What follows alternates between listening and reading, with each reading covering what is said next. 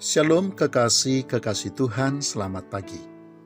Saudaraku sekalian, dalam perjuangannya untuk meraih perkenanan Tuhan atas hidupnya sebagai rasul, Paulus memperlihatkan apa yang sudah dilakukannya dengan berkata sebagaimana tertulis di dalam surat Filipi, pasal yang ketiga, ayat 13 sampai dengan ayat yang ke-14 yang berbunyi, "Saudara-saudara, aku sendiri tidak menganggap bahwa aku telah menangkapnya, tetapi ini yang kulakukan.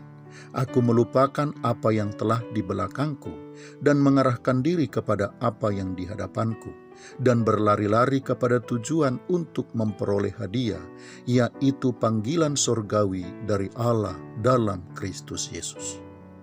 Kekasih-kekasih Tuhan, Rasul Paulus melalui ayat-ayat tersebut menunjukkan bahwa dalam perjuangannya sebagai rasul, ia hanya fokus kepada tujuannya dan kepada apa yang ingin diraihnya, yaitu panggilan surgawi dari Allah dalam Kristus Yesus. Paulus tidak mau fokus kepada apa yang di belakangnya, yaitu kepada apa yang sudah ditinggalkannya. Ia juga tidak mau fokus kepada apa yang menghalangi dan merintangi langkahnya, karena Paulus sadar semua itu hanya akan memperlambat langkahnya dan hanya akan menggagalkan perjuangannya. Kekasih-kekasih Tuhan, selama kita masih fokus pada hambatan dan rintangan di setiap langkah kita, bisa dipastikan langkah kita akan terhenti dan kita pasti akan gagal mencapai tujuan kita.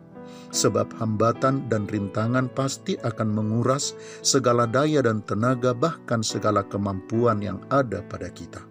Hambatan dan rintangan juga bisa mengalihkan jalan dan langkah kita, sehingga tidak mengarah dan tidak tertuju kepada tujuan kita yang sesungguhnya.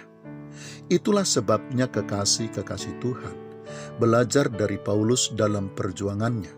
Salah satu langkah yang harus kita ambil agar kita sampai kepada tujuan kita masing-masing adalah selalu mengarahkan hati dan segenap langkah kita kepada tujuan kita. Apapun yang terjadi, kita harus tetap fokus kepada tujuan kita, bukan fokus kepada hambatan dan rintangan atau kepada kesukaran, kesulitan, dan penderitaan kita. Karena halangan, hambatan, dan rintangan akan selalu ada, bukan hanya di jalan yang panjang dan sukar, tetapi bahkan juga di dalam setiap langkah kita, dan kita tidak bisa menghindarinya. Setiap kali kita melangkah, hambatan dan rintangan akan segera mengikutinya. Itulah sebabnya kekasih-kekasih Tuhan, jika kita hanya fokus kepadanya, ia akan menjadi semakin besar dan kuat bagi kita. Tetapi jika kita hanya fokus kepada tujuan kita dan bagaimana kita bisa meraihnya, maka hambatan dan rintangan akan terasa semakin kecil dan semakin tidak sukar bagi kita untuk kita hadapi. Selamat pagi, Tuhan Yesus memberkati. Shalom.